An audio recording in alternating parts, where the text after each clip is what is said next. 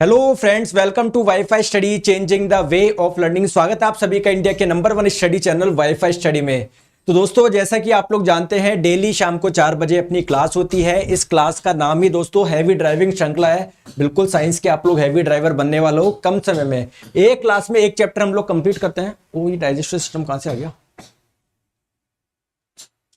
एक सेकंड रुकिए दोस्तों, ये मैंने तो ब्लड लगाया था। डाइजेस्टिव सिस्टम कहां से आ गया?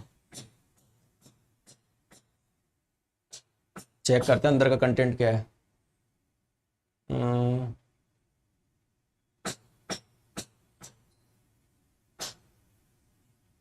दोस्तों, सॉरी, पीडीएफ पीपीटी थोड़ी सी गलत आ गई। एक बार वेट करिए आप, है ना, एक बार वेट करिए।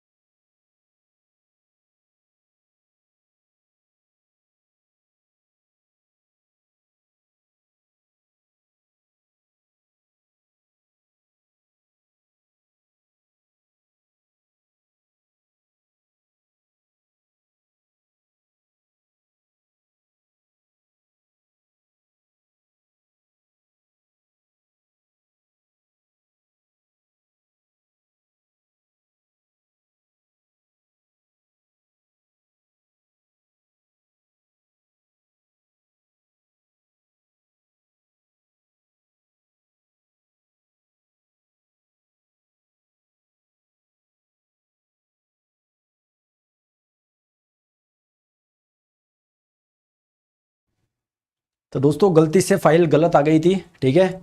वापस लगाता हूं मैं, देखो।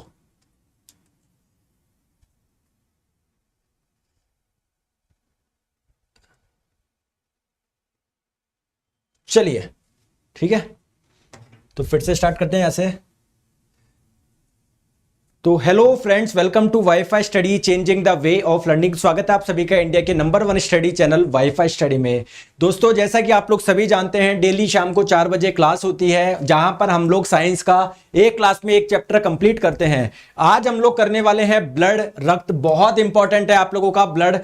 आप लोगों को यह बता दूं मैं, एमसीक्यू के लिए परेशान नहीं होना है। डेली आप लोगों को 2 PM और 1 PM पे मैं एमसीक्यू करवाता हूं, बिल्कुल फ्री होता है। 1 PM पे हम लोग साइंस के मोस्ट एक्सपेक्टेड क्वेश्चंस करते हैं, जबकि 2 बजे हम लोग चैप्टर वाइज एमसीक्यू करते हैं। कल कौन से चैप्टर के करेंगे? ब्लड के करेंगे। इसकी लिंक मैंने आप लोगों को लाइव चैट में डाल दी है, ठीक है। चलिए, इस क्लासेस से जुड़ना कैसे है? दोस्तों, दोनों ही क्लासेज में आप लोग को हजारों बच्चों में आप लोग की रैंक देखने का मौका मिलता है। क्या करना है? अनअकैडमी लर्निंग ऐप डाउनलोड करो, गोल सेलेक्ट करो, एसएससी एग्जाम स्पेशल क्लास में आ जाओ। मेरा नाम सर्च करो, नीरज जांगेट, मुझे आप लोग फॉलो कर लो, ठीक है। इधर स्पेशल क्लास में आपको मेरी क्लास दिख जाएगी। जो भी क्लास आप लोग खोलोगे, आप लोगों से पहले कोड पूछा जाता है, नीरज 11 कोड लगा के आप लोग इसको अनलॉक कर लीजिएगा, ठीक है। अपनी बेहतर तैयारी के लिए दोस्तों सब्सक्रिप्शन से जुड़ सकते हो। यहां पर आपको सारे सब्जेक्ट मिलते हैं, हर क्लास की बेहतरीन पीडीएफ, सभी टीचर्स की सारी क्लास मिलती है, अनलिमिटेड एक्सेस है। कितनी बार आप लोग देखो, है ना, बाइलिंगुअल कंटेंट मिलता है, हिंदी इंग्लिश की कोई दिक्कत की बात नहीं है। तो जब सब्सक्रिप्शन लोगे आप लोग, प्राइस आएगा, कोड लगाओ नीरज 11, यहां पर आप लोग को डिस्काउंट मिलेगा। इसके अलावा दोस्तों, किसी भी कैटेगरी में सब्सक्रिप्शन लेना हो, नीरज 11 कोड लगा के आप लोग डिस्काउंट प्राप्त कर सकते हैं। स्टार्ट करें आज ब्लड? अरे स्टार्ट करें क्या? चलिए तो स्टार्ट करते हैं ब्लड यानी रक्त। दोस्तों ब्लड आपकी बॉडी के लिए बहुत बहुत इंपॉर्टेंट है। ब्लड कितने सारे काम करता है, इसका एक काम तो मैंने कल आपको बताया था ब्लड का, आपको ध्यान है क्या?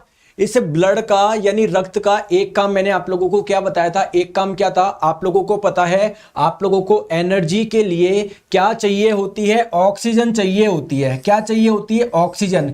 इस ऑक्सीजन को पूरी बॉडी में कौन ट्रांसपोर्ट कर रहा था? कल मैंने बताया था ब्लड लेकर जा रहा था अपने साथ में ऑक्सीजन। ठीक है, तो आपको पता है आपके ऑर्गन जो होते हैं, अंग होते हैं, सभी को एनर्जी की रिक्वायरमेंट होती है। और एनर्जी आपको कैसे मिलेगी? ऑक्सीजन की मदद से एनर्जी मिलती है। जब वहां पर ग्लूकोज का ऑक्सीडेशन होता है, ग्लूकोज का ऑक्सीकरण होता है, ग्लूकोज में ऑक्सीजन जुड़ता है, तब एनर्जी मिलती है। तो आपको सभी कोशिकाओं में ऑक्सीजन पहुंचानी है। इसमें हेल्प कौन कर रहा था? आपका ब्लड कर रहा था, आपका रक्त कर रहा था। ठीक है, आ जाइए दोस्तों, तो ब्लड हेडिंग डाल लो। ब्लड के बारे में हम लोग समझते हैं। सबसे पहली इंपॉर्टेंट चीज आप लोगों से पूछा जाता है, स्टडी ऑफ ब्लड क्या कहलाता है? तो स्टडी ऑफ ब्लड कहलाता है हेमेटोलॉजी। और ये इसी बार में आप लोगों से एनटीपीसी में पूछा गया था, है ना? हेमेटोलॉजी किससे रिलेटेड है? तो स्टडी ऑफ ब्लड को हम लोग बोलते हैं हेमेटोलॉजी। दोस्तों एक चीज ध्यान रखिएगा, आप लोगों का जो ब्लड होता है ना, वो एक कनेक्टिव टिश्यू होता है, संयोजी उत्तक होता है। पहले तो आपको यह समझना पड़ेगा टिश्यू क्या होता है। टिश्यू हम लोग बोलते हैं ग्रुप ऑफ सेल, यानी कोशिकाओं के समूह को ही क्या बोला जाता है? ग्रुप ऑफ सेल को ही क्या बोला जाता है? टिश्यू बोला जाता है। सर आप लोग के ब्लड में क्या सेल्स पाई जाती है? कि बिल्कुल, आपके ब्लड में दोस्तों आरबीसी भी पाई जाती है, आपके ब्लड में डब्ल्यूबीसी भी पाई जाती है, आपके ब्लड में दोस्तों प्लेटलेट्स भी पाई जाती है। ये सभी क्या है? रक्त में पाई जाने वाली सेल्स है। तो सेल्स का ग्रुप हो गया ना आप लोगों का ब्लड, तो ब्लड को हम लोग टिश्यू बोल देंगे। और ब्लड आप लोगों को पता है कौन सी स्टेट में होता है? लिक्विड स्टेट में होता है। लेकिन बात आती है कि इसको हम लोग कनेक्टिव टिश्यू क्यों बोल रहे हैं, संयोजी उत्तक क्यों बोल रहे हैं? दोस्तों कनेक्टिव टिश्यू क्या होते हैं? ऐसे टिश्यू जो आपकी बॉडी को कनेक्ट करके रखते हैं। जैसे आप लोगों के इधर चोट लग जाएगी, ब्लड आ जाएगा, पैर में चोट लग जाएगी, ब्लड आ जाएगा। तो ब्लड आपकी पूरी बॉडी में है, पूरी बॉडी को कनेक्ट कर रखा है ब्लड ने, इसलिए ब्लड आपका कनेक्टिव टिश्यू है। आपकी हड्डियां दोस्तों, हड्डियां यहां पर भी होती है, यहां पर भी होती है, यहां पर भी, यहां पर भी, सब जगह आपकी हड्डियां होती है। हड्डियों ने भी आपकी पूरी बॉडी को कनेक्ट कर रखा है, तो हड्डी भी एक कनेक्टिव टिश्यू होता है, ध्यान रखेंगे आप लोग। ठीक है, चले आगे। ठीक है दोस्तों, दूसरी बात क्या है इंपॉर्टेंट, ये एक आप लोग के मीजोडर्मल टिश्यू से बनता है। अब सर ये आप लोग क्या है, मतलब सॉरी ये एक मीजोडर्मल टिश्यू है। आपको ये तो पता है ये टिश्यू है, उत्तक है, लेकिन आपने इसको मीजोडर्मल क्यों बोला है? आइए मैं आप लोगों को बताता हूं। देखो ध्यान रखिए, जब भी किसी बच्चे का जन्म होता है उससे पहले क्या क्या प्रोसेस होता है उस पर थोड़ी सी नजर डालो। आपको पता है जो स्पर्म होता है, शुक्राणु, वो मिलता है किससे? एग से मिलता है। और निर्माण किसका होता है? जायगोट का निर्माण होता है। दोस्तों जो ये जायगोट होता है ना, जब ये डेवलप होता है, इसका जब विकास होता है, तो जायगोट आप लोगों का किस में कन्वर्ट होता है? एम्ब्रियो में, यानी भ्रूण में। ठीक है क्या? अब दोस्तों माता के गर्भ में जो भ्रूण होता है ना, उसमें क्या होती है? 3 लेयर होती है। इनमें क्या होती है? 3 लेयर होती है। सबसे अंदर वाली जो लेयर होती है उसको हम लोग बोलते हैं एंडोडर्म, बीच वाली लेयर को बोलते हैं मीजोडर्म। तो ध्यान रखिए, इन्हीं से ही आप लोगों के ना स्टार्टिंग में देखो माता गर्भ में ऐसा है, अब इसी से आप लोग का हार्ट बनेगा, इसी से लीवर बनेगा, इसी से आपकी हड्डियां बनेगी। आप देखो, तो अगर आप लोगों से पूछा जाए कि जो एंडोडर्म वाला पार्ट है, एंडोडर्म वाला बिल्कुल अंदर वाला, इससे क्या बनता है? दोस्तों इससे बनती है आपकी स्किन। ठीक है, अगर हम लोग बात करें एक्टोडर्म, बिल्कुल जो सबसे बाहर वाली लेयर है, इससे क्या बनता है? आपके जो लंग्स होते हैं ना, फेफड़े, आपका जो लीवर होता है, आपका जो पैनक्रियास होता है, ये सारे के सारे इस वाले पार्ट से बनता है। जबकि दोस्तों आपका जो हृदय होता है, जो ब्लड होता है, जो आपकी मांसपेशियां होती है, वो कहां से बनती है? मीजोडर्म से बनती है ना? इसीलिए मैंने इसको मीजोडर्मल टिश्यू बोला है, ध्यान आप लोग रखेंगे। ठीक है, आ जाओ। अब सर इस आप लोगों के ब्लड में क्या क्या चीजें होती है अभी देखेंगे। आपके ब्लड में वाटर भी होता है, वाटर बहुत सारा वाटर होता है आप लोग का, तभी तो लिक्विड स्टेट में होता है।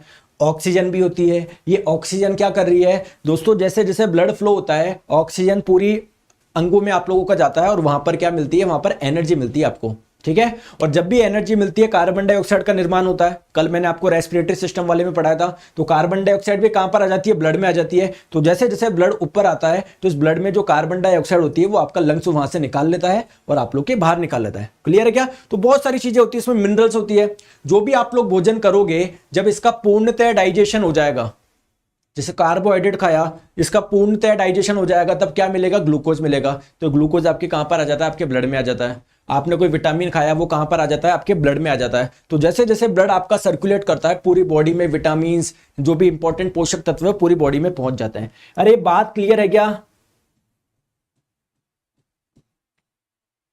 ठीक है दोस्तों,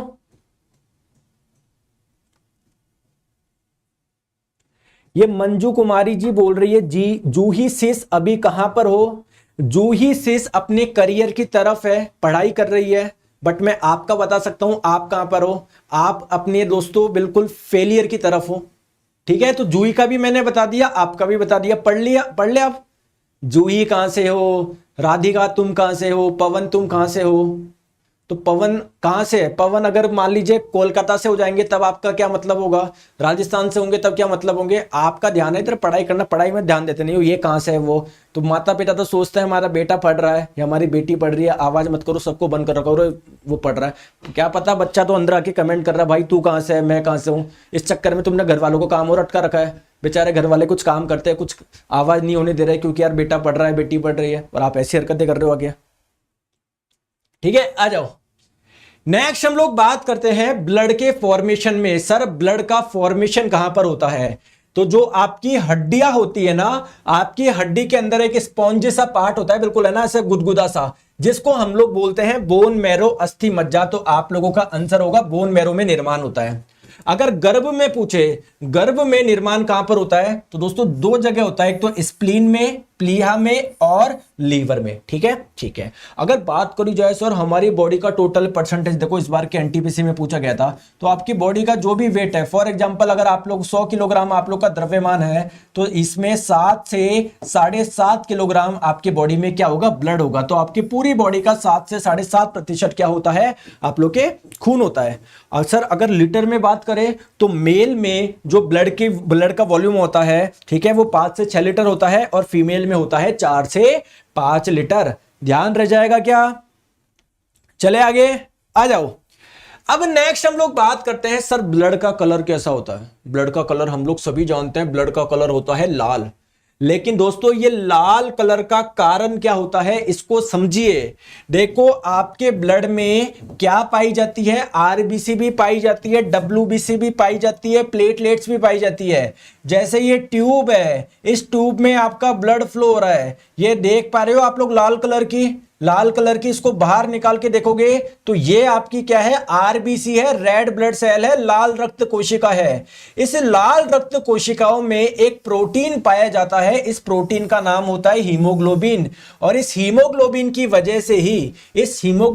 वजह से ही आप लोगों का रक्त का रंग क्या होता है? लाल होता है। अब आपकी जानकारी के लिए बता दूं, यहां पर कुछ लिखा हुआ है ऑक्सीजन रिच हीमोग्लोबिन, इसका मतलब क्या है आइए मैं आपको बताता हूं। देखो इधर आओ दोस्तों, ये हो गए आपके 2 लंग्स, ये हो गए 2 आप लोगों के फेफड़े। आपके फेफड़ों में ऐसे बैलून जैसे, गुब्बारे जैसी कुछ संरचना होती है। इस संरचना को क्या बोला जाता है? जरा बोलिए। इसको बोला जाता है सर एल्वियोली। हिंदी में क्या बोला जाता है सर? वायु कूपिका इसको बोला जाता है। चलो इस एक एल्वियोली को बड़ा करके बताता हूं। तो ये आपकी एक एल्वियोली है, इसके नीचे क्या होता है दोस्तों? ब्लड फ्लो करता है। ठीक है, अब ध्यान रखिएगा, इसमें जो भैया आप लोग जब भी एयर अंदर लोगे, लंग्स में एयर आएगी, इस एयर में ऑक्सीजन भी होगा। ऑक्सीजन इस एल्वियोली से किस में आ जाएगी? आपके ब्लड में आ जाएगी। बात क्लियर है? अब आपके ब्लड में क्या है? हीमोग्लोबिन था। तो दोस्तों जब हीमोग्लोबिन ऑक्सीजन को अपने साथ में चिपकाएगा ना, तो इसको मैं बोलूंगा ऑक्सीजन रिच हीमोग्लोबिन, मतलब हीमोग्लोबिन के पास में ऑक्सीजन है। दोस्तों बेसिकली इसका कलर होता है रेड। अगर आप लोगों से पूछा जाए केवल हीमोग्लोबिन का कलर कैसा होता है, दोस्तों हीमोग्लोबिन का कलर होता है बैंगनी। इसका कलर होता है बैंगनी। अरे याद रह जाएगा क्या यार, बताओ। तो इसलिए यहां पर मेंशन किया गया है ऑक्सीजन रिच हीमोग्लोबिन। ठीक है, क्लियर? ठीक है, आ जाओ। अब बात करिए, देखिए अगर आप लोगों से बैंगनी कलर, ये हीमोग्लोबिन का कलर पूछे तो क्या हो जाएगा? आप लोग का बैंगनी हो जाएगा। ध्यान रखिए। चलो आगे आ जाओ दोस्तों। आप लोग ध्यान रखेंगे, जो ये हीमोग्लोबिन होता है ना, जैसे आपका आरबीसी है, आरबीसी में क्या पाया जाता है? हीमोग्लोबिन पाया जाता है। हीमोग्लोबिन क्या है सर? ये एक प्रोटीन है। हीमोग्लोबिन क्या है? एक सर एक प्रकार का प्रोटीन है। आप लोगों से पूछे हीमोग्लोबिन में कोई मेटल पाया जाता है क्या? बिल्कुल दोस्तों, इसमें पाया जाता है आयरन। कौन सा मेटल पाया जाता है? आयरन इसमें पाया जाता है। अब दोस्तों जो आयरन होता है ना, वो दो प्रकार से पाया जा सकता है। एक तो दोस्तों Fe+2 केमिस्ट्री में पढ़ेंगे, इसको बोलते हैं फेरस, और एक होता है Fe+3 जिसको बोलते हैं फेरिक। तो मानव शरीर में आयरन किस फॉर्म में पाया जाता है? Fe+2 के फॉर्म में पाया जाता है, या फिर आप लोग बोल सकते हो फेरस के फॉर्म में पाया जाता है। अरे ठीक है, क्या क्लियर है दोस्तों? कोई दिक्कत तो नहीं है किसी व्यक्ति को? चले आगे, थम्स अप करके बताओ। तो यार सभी आप प्यारे प्यारे पढ़ने वाले बच्चे हो, पता नहीं दो चार की वजह से परेशान होते रहते हो आप। ठीक है, आ जाओ इधर। अब बात करते हैं सर हमारे शरीर में क्या होता है सबसे ज्यादा। सर ब्लड जो होता है ना, ब्लड, अभी आपने बताया ब्लड में आरबीसी होता है, आरबीसी में प्रोटीन होता है एक हीमोग्लोबिन नाम का, इस हीमोग्लोबिन में आयरन होता है। तो कई बार आप लोगों से एग्जाम में पूछा जाता है हमारी बॉडी में सबसे प्रचुर मात्रा में क्या पाया जाता है, और आप लोगों को लगता है यार सर ब्लड इतना सारा है, आयरन आप लोगों का करेक्ट आंसर होगा। आप करते हो ऐसे, एग्जामिनर करता है ऐसे। इसलिए मैंने ये चीज आप लोग को मेंशन कर दी। सबसे ज्यादा कौन सा तत्व पाया जाता है? ऑक्सीजन। सर ये ऑक्सीजन कहां से आया? अरे भैया लंग्स से जो आप लोग की ऑक्सीजन आ रही है अंदर। ये कार्बन कहां से आया सर? आप लोग जो कार्बोहाइड्रेट खाते हो उसमें कार्बन होता है, जो प्रोटीन खाते हो उसमें कार्बन होता है, जो फैट खाते हो उसमें कार्बन होता है, जो विटामिन खाते हो उसमें कार्बन होता है। इतनी जगह से तो कार्बन मिल रहा है, कार्बन नहीं आएगा क्या दोस्तों? जो आप प्रोटीन खाते हो उसमें भी आपका हाइड्रोजन होता है, फैट में हाइड्रोजन, कार्बोहाइड्रेट में हाइड्रोजन, आप लोग का विटामिन में हाइड्रोजन होता है। तो दोस्तों कार्बन के बाद में हाइड्रोजन आएगा। तो ये तीन आप लोगों के बहुत इंपॉर्टेंट एलिमेंट है जो आपकी बॉडी में सबसे ज्यादा पाया जाता है। जिस आयरन की आप लोग बात कर रहे थे उनको ऊपर के 1 2 3 4 5 6 7 8 9 10 11 जगहों पे जगह तक नहीं मिली। आप लोग आयरन को सबसे ज्यादा बताने वाले थे। दोस्तों आप लोगों का आयरन दिख रहा है क्या? मेरे को दिख रहा है इधर, ये रहा, देखो ये दिख गया आयरन। देखो आयरन हो गया, सिलिकॉन हो गया, टेन, कॉपर, फ्लोरीन, ये सब मिला के दोस्तों 1% से भी कम बनाता है आप लोग की बॉडी में। ठीक है क्या? ठीक है, आ जाओ। चलो नेक्स्ट हम लोग बात करते हैं सर हीमोग्लोबिन की मात्रा कितनी होती है। तो बात करते हैं पहले पुरुष में और फिर बात करेंगे महिलाओं में। देखिए दोस्तों, प्रति 100 ml अगर आप लोग ब्लड लोगे तो इसमें हीमोग्लोबिन की मात्रा होगी 14 से 16 ग्राम। ठीक है, और अगर प्रति 100 ml ब्लड आप लोग महिलाओं का लोगे तो उसमें 10 से 12 ग्राम हीमोग्लोबिन होता है, ये ध्यान रखेंगे। ठीक है दोस्तों, एक चीज और बताऊं मुझे, है ना, एक छोटी चीज बताता हूं। देखो इधर आओ, ये आपके लंग्स थे, ये आप लोगों के फेफड़े थे। इस फेफड़ों में छोटे छोटे गुब्बारे होते हैं, ये आपने बता दिया एल्वियोली है ना। इस एल्वियोली को मैं बड़ा करके बना देता हूं, कुछ इस प्रकार से ये दिखेगा। दोस्तों इसके नीचे से क्या होता है? ब्लड फ्लो होता है। जब इस एल्वियोली से, या कहीं ना कहीं बोल सकते हो लंग्स से, ऑक्सीजन जब आपके ब्लड में जाती है, ठीक है, तो जब ब्लड में ऑक्सीजन की मात्रा ज्यादा होती है तो ऐसे ब्लड को हम लोग ऑक्सीनेटेड ब्लड बोलते हैं। क्या बोलते हैं? ऑक्सीनेटेड ब्लड बोलते हैं। कहानी क्लियर है क्या? अरे कहानी क्लियर है क्या? कई जगह इसको प्योर ब्लड भी बोला जाता है। तो सर प्योर ब्लड किसको बोलोगे? तो देखो प्योर ब्लड दो तरीके से आप लोग समझ सकते हो। ठीक है, जैसे मैं बोलूं अच्छा व्यक्ति कौन है, आप लोग बोलो सर जो हमेशा अच्छे काम करे, कभी भी गलत ना करे, कभी भी झूठ ना बोला हो जिसने आज तक। और मान लीजिए आप ही में से कोई साथी है, बोल रहा है चलो सर कोई बात नहीं, कई बार झूठ बोल दिया हो लेकिन कभी किसी का नुकसान नहीं करा हो, मैं तो उसको अच्छा बोलूंगा। तो सेम बात यहां पर भी है, ब्लड को प्योर बोलना आप लोग दो तरीके से बोल सकते हो। एक तो इस तरीके से बोल सकते हो कि सर ऑक्सीजन की मात्रा ज्यादा है, इसको आप लोग प्योर ब्लड बोल दोगे। और एक आप इस प्रकार से बोल देते हो कि जब भी आपका ब्लड आपकी किडनी के पास में जाता है, किडनी उसमें से जो भी अनवांटेड चीजें होती है, एक्स्ट्रा वाटर होता है, एक्स्ट्रा कुछ मिनरल्स होता है, उन सबको निकाल लेता है। और अब जो आप लोगों की किडनी ने आपको ब्लड दिया फिल्टर करके, उसको आप लोग प्योर ब्लड बोल सकते हो। समझ में आ रहा है? तो अगर आप लोग इसको ऑक्सीनेटेड ब्लड को प्योर ब्लड भी बोल सकते हो। किस रूप में? अगर आप लोग ब्लड में ऑक्सीजन की मात्रा को ज्यादा को प्योर बोल रहे हो। ठीक है, अब दोस्तों ये जो ब्लड होगा पूरा घूम के जाएगा, आपके पैरों के पास में जाएगा, आप लोगों के दोस्तों पेट के पास में, हर जगह जाएगा। अब दोस्तों यहां पर पैर, जैसे मान लेते हैं पैर के पास गया, आपके पैरों को एनर्जी की जरूरत होती है क्या? बिल्कुल होती है। तो यहां पर ऑक्सीजन की क्या हो जाती है? खपत हो जाती है, क्योंकि ऑक्सीजन से ही आप लोग की एनर्जी बनती है। अब एनर्जी बनती है तो दोस्तों कार्बन डाइऑक्साइड गैस बनती है। अब इस ब्लड में कार्बन डाइऑक्साइड आ जाती है, ऑक्सीजन तो कम हो गई, कार्बन डाइऑक्साइड आ जाती है। तो अगर आप लोगों के ब्लड में, अगर आपके ब्लड में ऑक्सीजन की मात्रा कम होती है, या मैं बोलूं कार्बन डाइऑक्साइड की मात्रा ज्यादा होती है, तो ऐसे ब्लड को बोला जाता है डीऑक्सीनेटेड ब्लड। ठीक है, तो दोस्तों अगर ऑक्सीजन की मात्रा ज्यादा है इसको प्योर ब्लड बोलोगे। ठीक है, अगर ऑक्सीजन की मात्रा कम है, कार्बन डाइऑक्साइड की मात्रा ज्यादा है, इसको इम्प्योर ब्लड बोलोगे। और दोस्तों इसी को हम लोग डीऑक्सीनेटेड ब्लड भी बोलते हैं। इसको हम लोग क्या बोलते हैं? Oxygenated blood. इसमें क्या है, ब्लड में जो हीमोग्लोबिन था उसके साथ में कौन जुड़ गया? ऑक्सीजन जुड़ा हुआ है। जबकि इस वाले केस में ऑक्सीजन तो कम हो गया, अब हीमोग्लोबिन के साथ में कौन आके चिपक जाता है? कार्बन डाइऑक्साइड आके चिपक जाता है। इनके कलर में डिफरेंस देख सकते हो, इसका कलर होता है रेड, इसका होता है दोस्तों आप लोग का डार्क ब्लू होता है, या थोड़ा सा आप लोग ब्लैक मान सकते हो, है ना। चलो ब्लैक मत बोलो, आप तो ब्लू बोल दो इसको। अरे ठीक है क्या?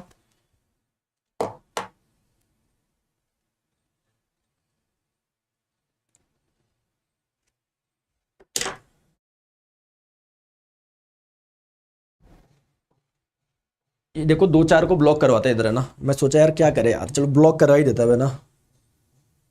अभी आपके सामने फोन टिकाता है,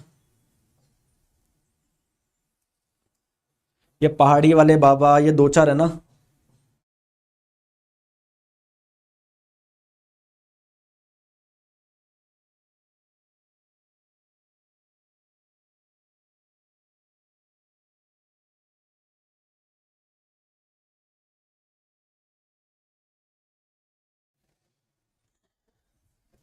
चलो आ जाओ। तो अब होने वाले जो ब्लॉक जो कर रहे थे ना फालतू की बातें करते, अब सब ब्लॉक हो जाएंगे। वो टीम देख रही है, ऊपर वाले जितने भी कमेंट गए ना, सबके सब अभी ब्लॉक है। ठीक है, तो ये मैंने आपको बात बता दी। चलो आगे चलते हैं हम लोग। दोस्तों आप लोगों का जो ब्लड होता है ना, इसमें दो पार्ट होता है, एक तो लिक्विड पार्ट होता है, एक सॉलिड पार्ट होता है। आप लोग बोलेंगे सर मैं तो ब्लड देखता हूं वो तो लिक्विड ही होता है। जो ब्लड में देखता हूं सर वो तो लिक्विड स्टेट में होता है। देखो इधर आओ, आपने क्या पिया? आपने चाय बनाई। आपने क्या बनाई दोस्तों? चाय बनाई। क्या बनाई? चाय बनाई आपने। ये चाय बनाई आपने, इसमें डाला आपने दूध डाला। क्या डाल दिया आपने? इसमें दूध डाला। आपने इसमें चाय की पत्ती डाल दी। अब दोस्तों चाय बन गई। अभी आप लोगों ने छाना नहीं, इसको ऐसे रहने दो। अब आप लोग मुझे बताओ, कोई बोलेगा कि ये जो चाय बनी है वो कौन से स्टेट में है? आप लोग बोलोगे सर लिक्विड स्टेट में है। बट इसमें जो चाय की पत्ती है वो तो सॉलिड स्टेट में है ना, वो तो ठोस अवस्था में है ना। तो सिमिलरली आप लोग का जो ब्लड होता है इसमें भी दो पार्ट होता है, एक तो लिक्विड वाला पार्ट होता है, एक सॉलिड वाला पार्ट होता है। सर लिक्विड वाला पार्ट कौन सा होता है? आपके ब्लड में क्या होता है? देखो दो चीजें होती है, देखो समझो इधर आओ। आपका जो ब्लड होता है ना, आपका जो ब्लड होता है ना, रक्त, इसमें 55% होता है प्लाज्मा। क्या होता है? 55% होता है प्लाज्मा, और 45% होती है ब्लड सेल यानी रक्त कोशिका। ब्लड सेल यानी रक्त कोशिका। सर ये रक्त कोशिका कौन कौन सी होती है? ब्लड सेल, या जिसको ब्लड कॉर्पस्कुल्स भी बोलते हो, आरबीसी, डब्ल्यूबीसी, और आप लोगों का प्लेटलेट्स। तो ये वाला पार्ट होता है ना, ये तो होता है आप लोगों का सॉलिड पार्ट, और ये आपका प्लाज्मा वाला पार्ट होता है ना, लिक्विड वाला पार्ट होता है। ज्यादा कौन सा है? ज्यादा आपका लिक्विड वाला पार्ट है, इसलिए आपको ब्लड आपका लोग का लिक्विड स्टेट में दिखेगा। तो जो लिक्विड स्टेट वाला जो पार्ट होता है वो किसकी वजह से होता है? वो आपका होता है प्लाज्मा की वजह से। प्लाज्मा कितना होता है? 55%। जबकि आप लोगों का देखो ये पूरा का, जैसे मान लीजिए इसमें क्या है, ब्लड है, तो ब्लड में देखो ये वाला जो पार्ट है ना आप लोगों का, ये वाला जो पार्ट है, ये है आप लोगों का प्लाज्मा। कितना प्रतिशत होता है? 55%। इसका कलर कैसा होता है दोस्तों? पीला कलर होता है। जबकि आप लोगों का 45% भाग कौन सा होता है? 45% भाग आपका होता है ब्लड सेल, जिसको ब्लड कॉर्पस्कुल भी आप लोग बोलते हो, है ना। यानी रक्त कोशिका बोल लो या रक्त कणिका बोल लो, बात एक ही है। कौन क्या क्या होता है? आरबीसी होता है, डब्ल्यूबीसी होता है, प्लेटलेट्स होता है। कितने प्रतिशत? 45% आप लोगों का ये सारी चीजें होती है। ठीक है, चलो आगे। अब मुझे एक चीज बताओ, आप लोग का जो प्लाज्मा है, प्लाज्मा के बारे में पहला पॉइंट क्या हो जाएगा? अब प्लाज्मा के बारे में पढ़ते हैं। सर ये आप लोग के ब्लड का लिक्विड पार्ट है।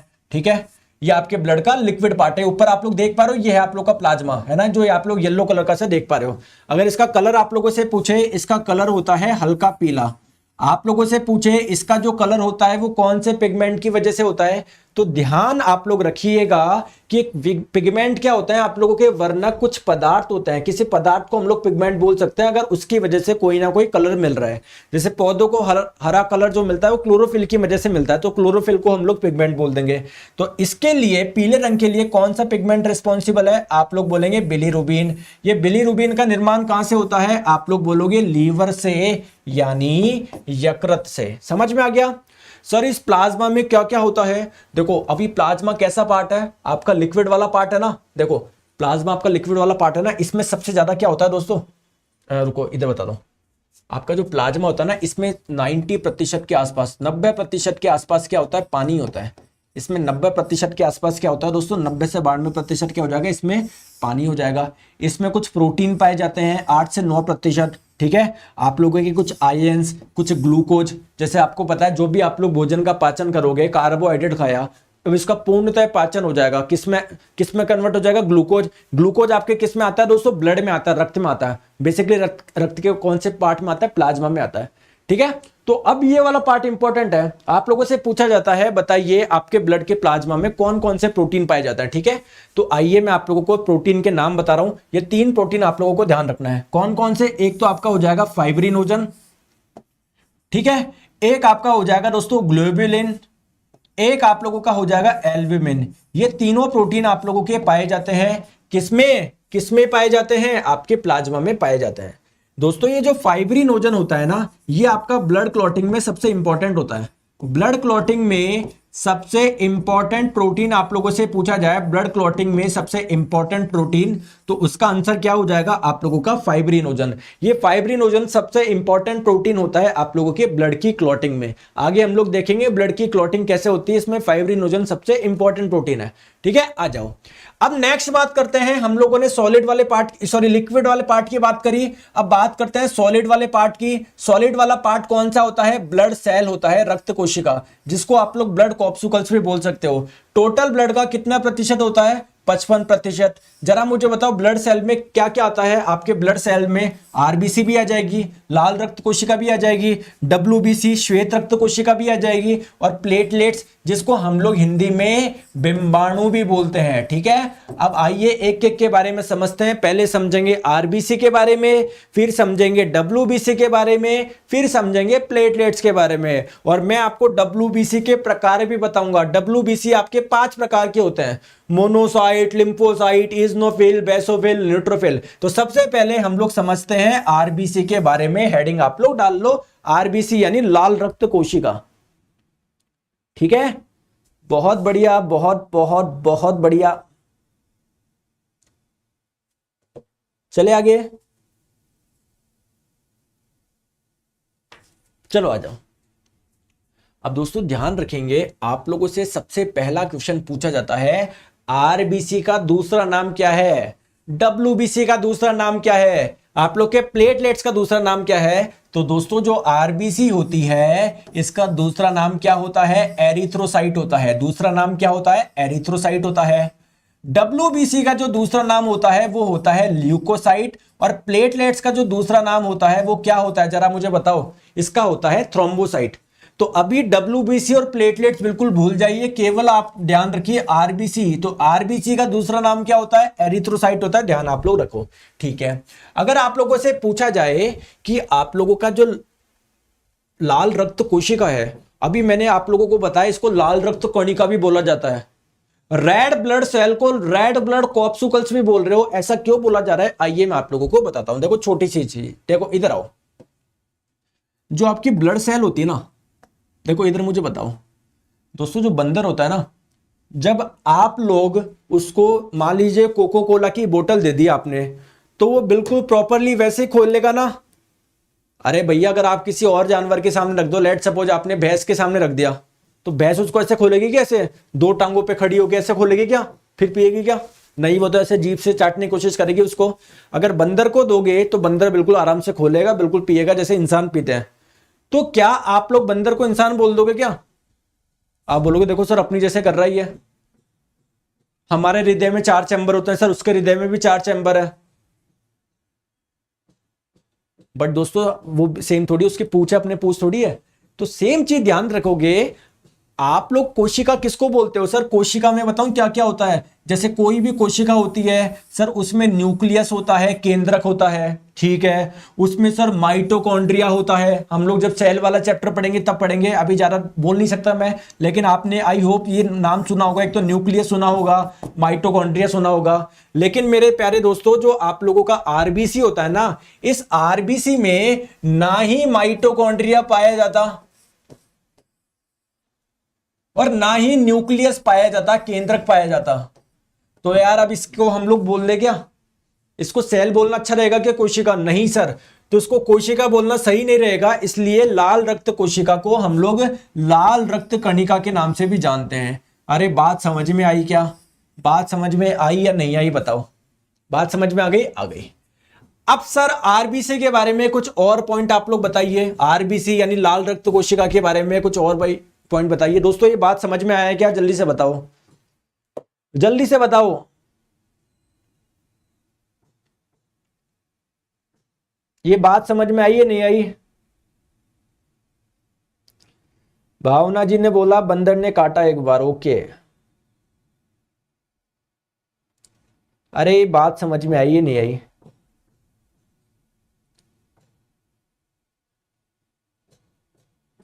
ठीक है, आ गई बात समझ में? आ जाओ। तो आप लोगों से पहली चीज क्या पूछी जाती है? आरबीसी का दूसरा नाम। और आप लोगों से अगर पूछा जाए, इसको हम लोग ब्लड सेल की जगह ब्लड कॉप्सूकल क्यों बोल रहे हैं? क्योंकि दोस्तों इसमें न्यूक्लियस नहीं होता है, केंद्रक नहीं होता है, माइटोकॉन्ड्रिया नहीं होता है। अब बात आती है दोस्तों इसकी डिस्कवरी। तो इसकी डिस्कवरी करी गई किसके द्वारा? इसकी डिस्कवरी किसके द्वारा करी गई? एंटोनी वैन ल्यूवेनहॉक, या शॉर्ट में आप लोग बोल सकते हो एवी ल्यूवेनहॉक के द्वारा। अगर आप लोगों से पूछे हमारे आरबीसी का निर्माण कहां पर होता है? बोन मैरो में होता है, अस्थि मज्जा में होता है। ध्यान रखेंगे कहां पर होता है? Bone marrow. बोन मैरो मैंने बता दिया दोस्तों। आपके बोन मैरो भी दो प्रकार के होते हैं, एक तो है ना रेड बोन मैरो होता है, एक येलो बोन मैरो। तो अगर आप लोगों से सिंपली बोन मैरो आएगा या फिर पूछे कौन सा बोन मैरो, तो बोल दो रेड बोन मैरो से होता है। क्लियर दोस्तों? लेकिन एम्ब्रियो जो होता है ना, भ्रूण माता के गर्भ में, उस दौरान कहां पर होता है आरबीसी का निर्माण? लीवर और स्प्लीन में होता है। ध्यान आप लोग रखेंगे, ठीक है दोस्तों। इस आरबीसी के बनने की प्रक्रिया, आरबीसी का दूसरा नाम क्या है? एरिथ्रोसाइट है। इस बनने की प्रक्रिया को हम लोग एरिथ्रोपोइसिस के नाम से भी जानते हैं, या सिंपली आप लोग हीमोपोइसिस के नाम से भी जानते हो। क्यों? क्योंकि आपके आरबीसी में एक प्रोटीन पाया जाता है हीमोग्लोबिन, तो कहीं ना कहीं उसका भी तो निर्माण हो रहा है, तो हीमोपोइसिस के नाम से भी आप लोग जान सकते हो। ठीक है, चलो आ जाओ। अब दोस्तों ये आप लोगों की क्या है, हमने ब्लड की एक बूंद ली। ब्लड की बूंद में देखा दोस्तों आरबीसी भी है, डब्ल्यूबीसी भी है, प्लेटलेट्स भी है। तो कौन ज्यादा होता है, कौन कम होता है? आपके ब्लड में तो आरबीसी भी होता है, डब्ल्यूबीसी भी होता है, प्लेटलेट्स में। आइए तो दोस्तों, अगर हमारे ब्लड में आरबीसी की संख्या की बात करूं तो आरबीसी मिलियन में पाई जाती है। मिलियन का मतलब क्या होता है? 10 लाख। तो आरबीसी की संख्या देखो मिलियंस में पाई जाती है। अगर बात करी जाए प्लेटलेट्स, तो प्लेटलेट्स की संख्या होती है हमारे लाख में, है ना। और अगर बात करें, देखो ये सारी की सारी जो चीजें बता रहा हूं मैं 1 mm ब्लड में बता रहा हूं मैं, 1 mm ब्लड में, 1 mm ब्लड में, किसमें? 1 mm ब्लड में, sorry 1 ml, MDL sorry 1 ml।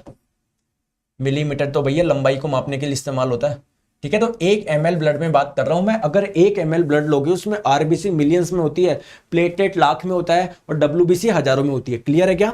लेकिन अगर आप लोग साइज का कंपैरिजन करें, यहां तो आपने नंबर्स का कंपैरिजन करा है, कौन ज्यादा होगा कौन कम होगा, यहां पर आपने बता दिया सर आरबीसी सबसे ज्यादा होगा। लेकिन अगर आप लोग साइज का कंपैरिजन कर रहे हो, कौन किसका साइज सबसे ज्यादा होगा? डब्ल्यूबीसी का साइज दोस्तों सबसे ज्यादा होता है। इसके बाद में आरबीसी का साइज सबसे ज्यादा होता है। इसके बाद में आप लोगों का प्लेटलेट्स का साइज होता है, ठीक है। तो अगर आप लोगों से एग्जाम में पूछा जाए कि कौन सी ब्लड सेल सबसे बड़ी होती है, तो आंसर होगा आपका डब्ल्यूबीसी। कौन सी ब्लड सेल आपकी सबसे छोटी होती है, तब आपका आंसर होगा प्लेटलेट्स। दोस्तों समझ में आया तो थम्स अप करके बता दो जल्दी से। क्लियर है क्या?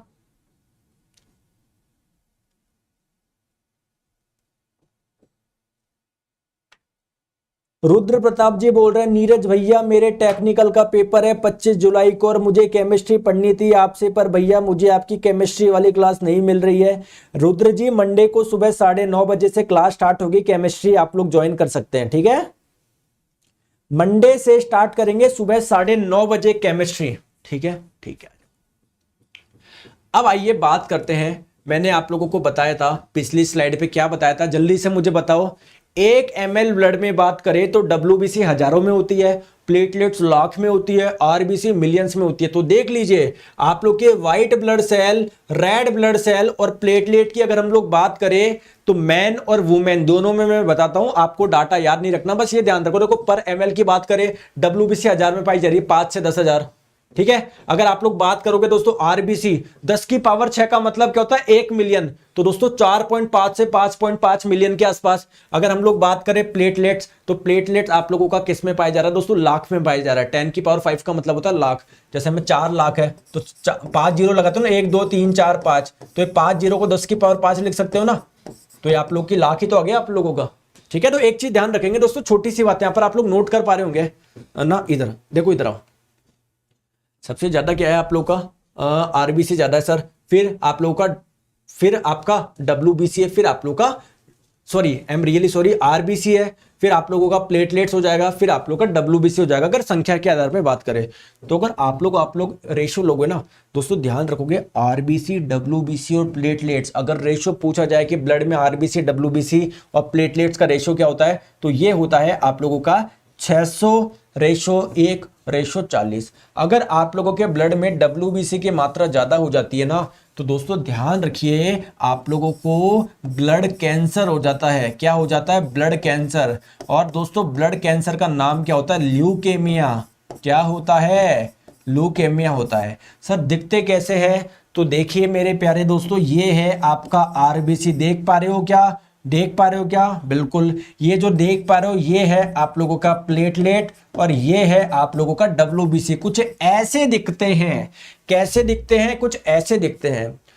आप लोग मुझे एक छोटी सी बात बताइएगा, है ना, छोटी सी बात बताइए दोस्तों, WBC का मान देखो, महिलाओं में 5,000 से 10,000, पुरुषों में 5,000 से 10,000। तो ध्यान रखिए WBC का जो मान होता है ना, वो दोनों में ही क्या होता है, सेम होता है, पुरुष में और महिलाओं में।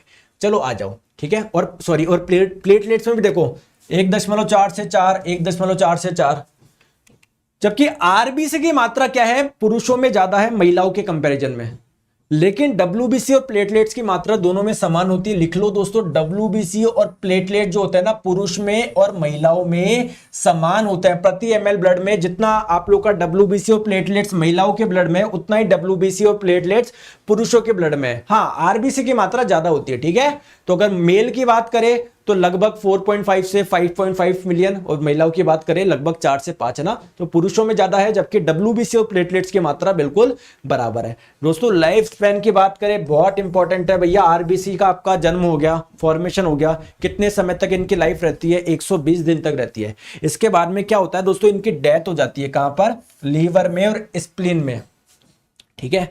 तो दोस्तों स्प्लीन में सबसे ज्यादा जो आपकी RBC की डेथ होती है वो स्प्लीन में होती है, प्लीहा में होती है। इसीलिए प्लीहा को हम लोग RBC की ग्रेवयार्ड ऑफ RBC भी बोला जाता है, या RBC की कब्र भी इसको इसी को बोला जाता है, ठीक है। तो स्प्लीन को हम लोग RBC की कब्र बोलते हैं, ध्यान रखेंगे। सर ये स्प्लीन कहां पर होता है, ये हो गया आप लोगों का स्टमक, ये हो गया आप लोगों का पेट। दोस्तों आपके पेट के जस्ट पास में और थोड़ा पीछे की तरफ, ये देख पा रहे हो पीछे की तरफ, और भैया ये आपका स्टमक हो गया, स्टमक के जस्ट साइड में और थोड़ा पीछे की तरफ आप लोगों का जो ऑर्गन होता है ना, ये होता है आपका स्प्लीन यानी प्लीहा, ध्यान रखो, ठीक है। चलो आ जाओ, अब ध्यान रखेंगे जो स्प्लीन होता है ना, इसको हम लोग ब्लड बैंक ऑफ RBC भी बोला जाता है, क्योंकि दोस्तों इसमें आप लोगों की RBC क्या होती है, अगर RBC की कमी हो जाती ना, तो यहीं से RBC का क्या होता है, फॉर्मेशन होता है, ठीक है। तो इसको हम लोग बोलते हैं blood bank of RBC। Spleen को हम लोग ब्लड बैंक ऑफ RBC के नाम से भी जानते हो। जब भी आपको RBC की जरूरत पड़ती है तो यहीं से आप लोग की स्प्लीन से ही जो आपकी RBC बनती है ना, यहीं से ही आप लोगों का क्या होता है, वो जो कमी होती है वो पूरी होती है। दोस्तों अगर आप लोगों से शेप पूछा जाए तो बाई कॉनकेव शेप होता है। सर बाई कॉनकेव कैसा होता है, इधर आओ, इधर आओ। जैसे मान लो ये आपके पास में कोई चीज है, इसको यहां से दबा दो और यहां से दबा दो, तो थोड़ा सा ऐसा हो जाएगा क्या, ऐसा हो जाएगा क्या, इसी को हम लोग बोलते हैं बाई कॉनकेव। तो दोस्तों RBC का जो शेप होता है वो क्या होता है, बाई कॉनकेव होता है, ध्यान रखेंगे, ठीक है। अरे क्लियर है क्या, बाई कॉनकेव। देखो कॉनकेव क्या होता है, इधर समझो, ये आपका मिरर कौन सा है, कॉनकेव ही तो होता है, अवतल दर्पण ही तो होता है। ये फिजिक्स में पढ़ाया था, नहीं पढ़ाया था।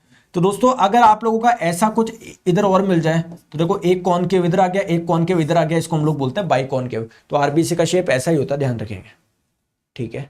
चलिए आगे आ जाओ। दोस्तों आरबीसी के बारे में सर और क्या पॉइंट ध्यान रखना पड़ेगा? आपको मैंने बताया था कि जो आरबीसी होती है, लाल रक्त कोशिका, इनमें न्यूक्लियस, इनमें केंद्रक नहीं पाया जाता। लेकिन दोस्तों इसके दो एक्सेप्शन है इस बात के। क्या? आपका ऊंट यानी कैमल और लामा। सर क्या एक्सेप्शन है? इन दोनों के ब्लड के आरबीसी में न्यूक्लियस पाया जाता है, केंद्रक पाया जाता है, जबकि और किसी के आरबीसी में न्यूक्लियस नहीं पाया जाता। ठीक है दोस्तों, आरबीसी को एक नाम से और जाना जाता है ब्रेनलेस सेल। सर ऐसा क्यों कहा जाता है? इधर आइए। जो कोशिका होती है ना, कोशिका में जो न्यूक्लियस होता है, केंद्रक होता है, इसको हम लोग बोलते हैं ब्रेन ऑफ सेल। इसको क्या बोलते हैं? इसको बोला जाता है ब्रेन ऑफ सेल। क्यों बोला जाता है? क्योंकि कोशिका में जो भी एक्टिविटी होती है, जो भी गतिविधियां होती है, इसको कंट्रोल कौन करता है? न्यूक्लियस करता है। अब दोस्तों न्यूक्लियस है ही नहीं, यानी कोशिका का दिमाग ही नहीं है, तो दोस्तों इसको मैं कौन सी कोशिका बोलूंगा? ब्रेनलेस सेल बोलूंगा, दिमाग रहित, मस्तिष्क रहित कोशिका बोलूंगा। ठीक है, आ जाओ। अब बात करते हैं सर आरबीसी के थोड़े से और काम बता दो। अब दोस्तों ये काम मैं नहीं बताऊंगा, कई बार मैंने बता दिया, कल भी बता दिया, आज भी बता दिया। ऑक्सीजन और कार्बन डाइऑक्साइड का ट्रांसपोर्टेशन करना। क्यों? क्योंकि आप लोग के ब्लड में जो आरबीसी है ना, आरबीसी में हीमोग्लोबिन है, वही तो ऑक्सीजन अपने से चिपका रहा है। और जैसे जैसे हीमोग्लोबिन आगे चल रहा है, ऑक्सीजन को आगे लेके जा रहा है, तो ऑक्सीजन और कार्बन डाइऑक्साइड का ट्रांसपोर्टेशन किसके द्वारा हो रहा है? हीमोग्लोबिन के द्वारा हो रहा है, जो कि आरबीसी का एक पार्ट है। क्लियर है क्या? तो ये हीमोग्लोबिन कैसे करता है ये सब मैंने आपको बता दिया। इसको रहने दो आप, है ना, कल मैंने सारी चीजें हम लोगों ने डिस्कस पढ़ी है रेस्पिरेटरी सिस्टम में। तो सिंपल सी बात ध्यान रखना, ऑक्सीजन और कार्बन डाइऑक्साइड का ट्रांसपोर्ट करता है। नेक्स्ट बात करते हैं दोस्तों डब्ल्यूबीसी। नेक्स्ट बात करते हैं डब्ल्यूबीसी। अरे समझ में आया या नहीं आया? जल्दी से एक बार कमेंट देख लेता हूं आपके, बैठ के आराम से बताओ। मोहिनी शिवानी जी बोल रही हैं ब्लड का रेड कलर किसकी वजह से होता है? हीमोग्लोबिन का कलर तो पर्पल होता है सर। मोहिनी जी मैंने वहां पर लिखा था ऑक्सीजन रिच हीमोग्लोबिन, यानी जब हीमोग्लोबिन में ऑक्सीजन जुड़ेगा तब उसका कलर आपका रेड होता है। अदरवाइज उसका अगर केवल हीमोग्लोबिन को आप लोग कंसिडर करोगे तो उसका कलर कैसा होता है? बैंगनी होता है। ठीक है मोहिनी जी, और बताओ।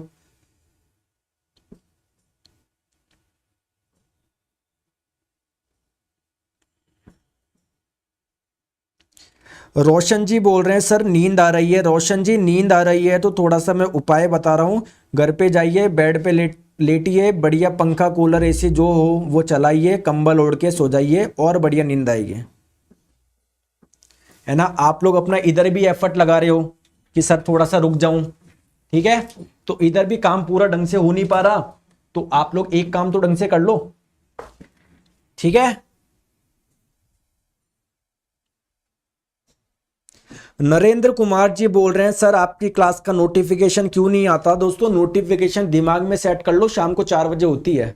अब नोटिफिकेशन आए या नहीं आए, एक चीज मुझे बताओ, कल आपका एग्जाम है, आपने 2 साल से तैयारी कर रखी है, सुबह 9 बजे एग्जाम है, आपने अलार्म लगा रखा है, ठीक है, अलार्म खराब भी हो तो क्या पेपर देने नहीं जाओगे क्या? आपके दिमाग में नोटिफिकेशन होना चाहिए, ठीक है।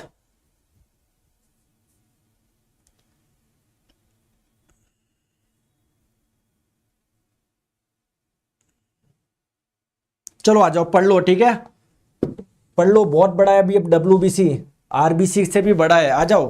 दोस्तों आरबीसी का दूसरा नाम क्या था? एरिथ्रोसाइट था। डब्ल्यूबीसी का दूसरा नाम क्या है? ल्यूकोसाइट है। अच्छा सर, सर कंपैरिजन तो बताओ, डब्ल्यूबीसी की मात्रा ज्यादा होती है आरबीसी की? अरे मैंने रेशो नहीं बताया था क्या? रेशो होता है 600:1, यानी दोस्तों अगर आरबीसी 600 है ना तो डब्ल्यूबीसी की संख्या केवल और केवल 1 होगी। सर आप लोग ये बताओ, अगर 100 ml अगर बात करूं मैं, 100 ml ब्लड में बात करूं, 100 ml ब्लड में बात करूं, ठीक है, अरे इधर लिख दूं मैं यार, इधर गलत लिख दिया दोस्तों, डाटा गलत है, इधर लिख लो, है ना। अगर आप लोगों से पूछा जाए 1 ml ब्लड में डब्ल्यूबीसी कितना होता है तो ध्यान रखेंगे 5000 से 10,000 होता है, ठीक है, ये आप लोग ध्यान रखिएगा, ठीक है। आ जाओ, अब बात करते हैं सर इनका फॉर्मेशन कहां पर होता है? मैंने बताया इनका फॉर्मेशन होता है येलो बोन मैरो में, उनका हो रहा था रेड बोन मैरो में। बात करते हैं सर इनका जीवन काल कितना होता है? दोस्तों इनका कई बार ऑप्शन में आपको 2 से 4 दिन देगा, या ऑप्शन में 13 से 20 दिन देगा। आप लोग बोलेंगे सर ये तो बहुत ज्यादा डिफरेंस आ गया। बिल्कुल डिफरेंस क्यों आया है, कारण समझो दोस्तों। WBC होती है ना वो अलग अलग प्रकार की होती है। कुछ WBC 2 से 4 दिन में मर जाती है, कुछ 13 से 20 दिन में मरती है। तो सभी WBC को कंसिडर करके मैंने यहाँ पर लिखा है या तो 2 से 4 दिन ऑप्शन में होगा या 13 से 20 दिन होगा। दोनों ऑप्शन में हो तो 13 से 20 दिन वाला आप लोग लगाइएगा, ठीक है। सर इनकी मृत्यु कहां पर होती है ना। तो दोस्तों ये ब्लड में ही क्या होता है, ये ब्लड में ही आप लोगों की डेथ हो जाती है इनकी, और ब्लड में इनका क्या हो जाता है, फॉर्मेशन वापस हो जाता है। इनके शेप की बात करें तो इनका कोई फिक्स शेप नहीं होता, आप लोग बोलेंगे इर्रेगुलर, या फिर आप लोग बोल सकते हो अमीबा के जैसा। दोस्तों अमीबा क्या होता है, एक सूक्ष्म जीव होता है। इसमें क्या होता है, इसका भी शेप, ये ऐसा सूक्ष्म जीव है जो अपना शेप बदलता रहता है, यानी इसका भी कोई शेप नहीं होता। तो एग्जाम में पूछा जाता है ऐसा कौन सा जीव है जो अपना शेप बदलता रहता है, तो अमीबा है, ठीक है। और दोस्तों अमीबा की जैसे आप लोगों से एग्जाम में पूछा जाएगा WBC का शेप कैसा होगा, ऑप्शन में इरेगुलर आएगा। इरेगुलर नहीं हो तो मान लो अगर ऐसा हो अमीबा के जैसा, तो आप लोग लगा देना अमीबा के जैसा, क्योंकि अमीबा का भी कोई फिक्स शेप नहीं होता। चलो आगे। सर इसकी डिस्कवरी किसने करी, तो इसकी डिस्कवरी करी थी दोस्तों एंड्रल और एडिसन नामक साइंटिस्ट ने। जैसे जैसे जैसे RBC की करी थी एंटोनी वैन ल्यूवेनॉक ने, ठीक है। आ जाओ आगे। सर WBC का और क्या क्या नाम है, ये खतरनाक। देखो RBC का काम क्या था, जल्दी से बताओ। RBC का काम क्या कर रहा था, ये ऑक्सीजन और कार्बन डाइऑक्साइड का ट्रांसपोर्ट कर रहा था। दोस्तों ऑक्सीजन का काम क्या होता है मैं आपको बताता हूं। आपको दोस्तों अगर कोई डिजीज हो जाती है ना, कोई बैक्टीरिया आपकी बॉडी में आ गया, कोई वायरस आ गया, तो उससे लड़ने के लिए आपकी बॉडी जो प्रोटीन बना, आपकी बॉडी एंटीबॉडीज बनाती है ना, वो एंटीबॉडीज कौन बनाता है, आपका WBC बनाता है। तो WBC आपको इम्यूनिटी प्रोवाइड कर रही है ना, ठीक है। दोस्तों अगर कोई बैक्टीरिया वगैरह आता है ना, उसको खा भी जाता है। अभी बताऊंगा कैसे खाता है। खाने का मतलब है भक्षक, तो उसके कई नाम है। आ जाओ। इसको हम लोग फाइटर सेल भी बोलते हैं, लड़ाकू कोशिका क्यों बोला जाता है, क्योंकि ये आप लोगों की बॉडी जब भी कोई बैक्टीरिया वायरस आता है ना, उससे लड़ने के लिए एंटीबॉडी का निर्माण करती है, या सिंपली बोल लो उससे लड़ती है, तो फाइटर सेल भी बोलते हैं इसको। दोस्तों फैगोसाइटिक सेल भी बोलते हैं, यानी भक्षक कोशिका। भक्षक कोशिका का मतलब है किसी को खाना, ठीक है। नेक्स्ट हम लोग बात करते हैं, इसको बॉडीगार्ड सेल भी बोला जाता है और इसको सोल्जर सेल भी बोला जाता है। चारों नाम आप लोग याद रखिएगा, चारों आपके WBC के नाम है। अब आ जाओ सर क्या क्या नाम है, इसको हम लोग फैगोसाइट के नाम से भी जानते हैं, ठीक है। अब इसको फैगोसाइट क्यों बोल रहे हैं, जैसे मान लो दोस्तों, इसको मैं थोड़ा सा डिटेल में बताऊंगा। 2-3 आप लोग स्लाइड रुक जाओ, इसके बारे में बताता हूं क्यों इसको बोला जाता है, ठीक है। 2-3 स्लाइड रुक जाओ, इसको सब बता दूंगा। ये देखो अपने अंदर लपेट लेगी बैक्टीरिया को, अभी बताता हूँ। एक स्लाइड रुक जाओ, आ जाओ, है ना। फिर बताता हूं इसको हम लोग क्यों भक्षक कोशिका बोलते हैं। भक्षक का तो मतलब होता है राक्षस, यार वो किसी चीज को खा जाए, ये भी खाएगा अभी WBC। देखो इधर, ठीक है। आ जाओ, देखो इधर आओ।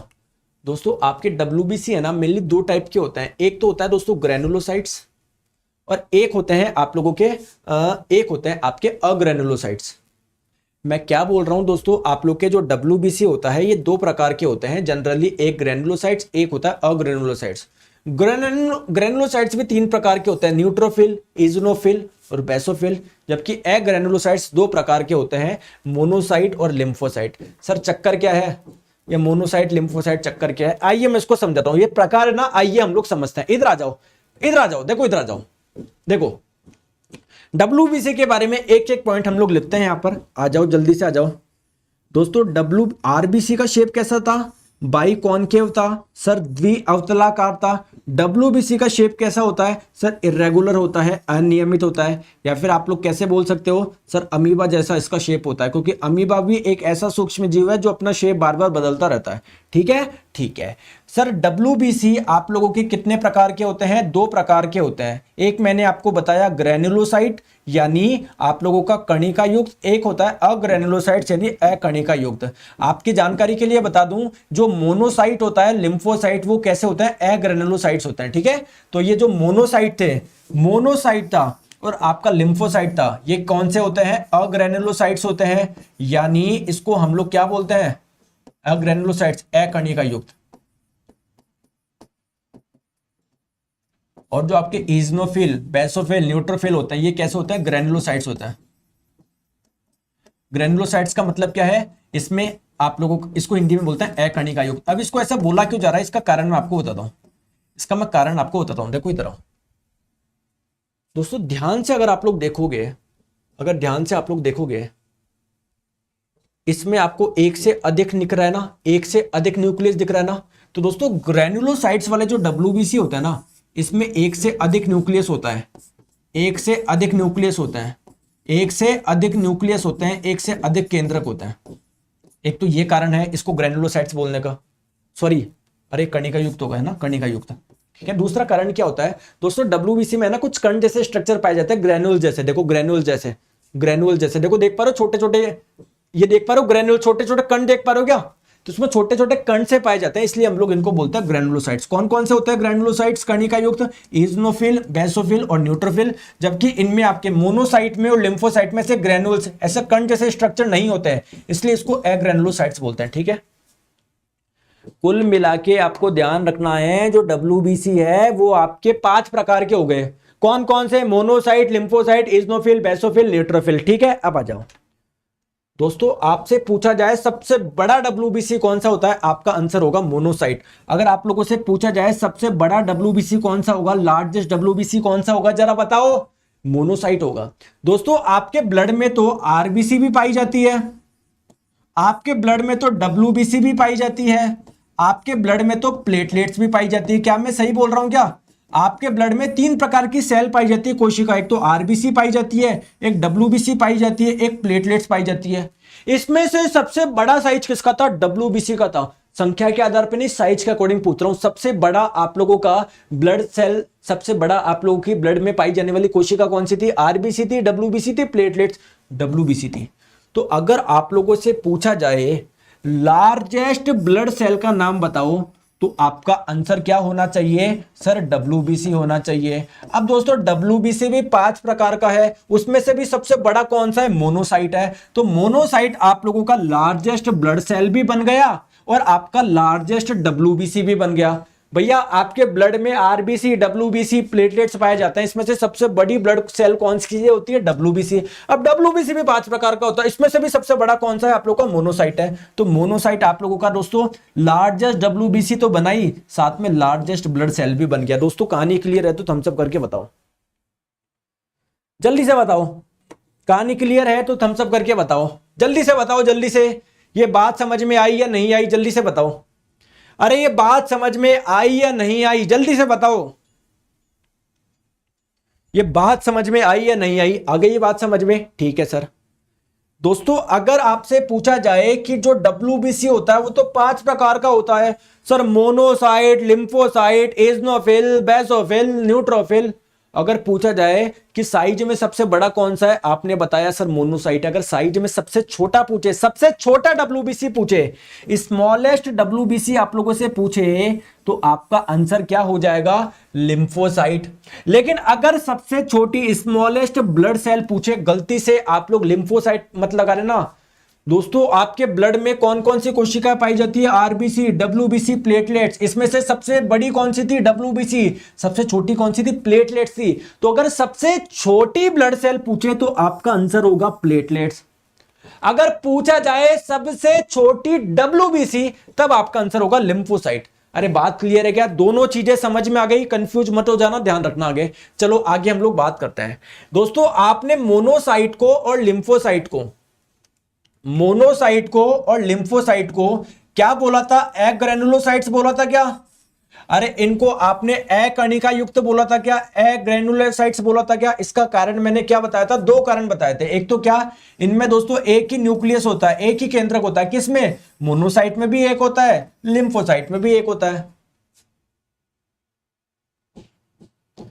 दूसरी बात मैंने आपको बताया था, बेसोफिल, न्यूट्रोफिल, एजनोफिल को आपने इसको ग्रेनुलोसाइट्स बोला था, यानी कणिका युक्त। इसके 2 कारण थे। एक तो इनमें दोस्तों एक से अधिक न्यूक्लियस होते हैं और इसमें कुछ ग्रेनुल्स है ना, कण जैसे कुछ स्ट्रक्चर पाए जाते हैं। देखो देख पा रहे हो आप, ये देख पा रहे हो, ठीक है। तो ध्यान रखेंगे आप लोगों के, मोनोसाइट और लिम्फोसाइट को हम लोग अकणिका युक्त क्यों बोल रहे हैं, क्योंकि इसमें केवल एक केंद्रक होता है, एक न्यूक्लियस होता है, ठीक है, ठीक है। जबकि eosinophil, basophil, neutrophil, eosinophil, basophil, neutrophil को आप लोग क्या बोलते हो, ग्रेनुलोसाइट्स कणिका युक्त। क्यों, क्योंकि इनमें एक से अधिक केंद्रक होता है, ठीक है, ठीक है। आ जाओ दोस्तों, मुझे एक चीज बताओ, सबसे बड़ा डब्ल्यूबीसी मोनोसाइट, सबसे बड़ा। सबसे छोटा डब्ल्यूबीसी लिम्फोसाइट। अगर आपसे पूछे सबसे ज्यादा मात्रा में पाया जाने वाला डब्ल्यूबीसी कौन सा है, या आपसे पूछे सबसे कम मात्रा में पाया जाने वाला डब्ल्यूबीसी कौन सा है, तो दोस्तों बेसोफिल आपका जो होता है ना, बेसोफिल, ये बेचारा सबसे कम पाया जाने वाला डब्ल्यूबीसी है। सबसे कम पाया जाने वाला WBC है, सबसे कम पाया जाने वाला, सबसे कम पाया जाने वाला कितना होता है सर? जितने भी WBC होते हैं उसके 0.5 से 2% ही वो बेसोफिल होते हैं, बाकी कोई एजनोफिल होता है, कोई मोनोसाइट होता है, कोई लिम्फोसाइट होता है, कोई न्यूट्रोफिल होता है। तो सर सबसे अधिक पाया जाने वाला कौन सा है? ये न्यूट्रोफिल क्या है? सबसे अधिक पाया जाने वाला है, सबसे अधिक। मैं सबसे बड़ा नहीं पूछ रहा, संख्या में सबसे बड़ा पूछे, संख्या में सबसे ज्यादा कौन से पाए जाते हैं? वो न्यूट्रोफिल। साइज में सबसे बड़ा पूछे तो आपका आंसर हो जाएगा मोनोसाइट। समझ में आएगा? थम्स अप करके बताओ एक बार यार, तभी तो पता पड़ेगा आ रहा है नहीं आ रहा। न्यूट्रोफिल क्या है? सबसे ज्यादा पाया जाने वाला है सर, सबसे ज्यादा पाया जाने वाला।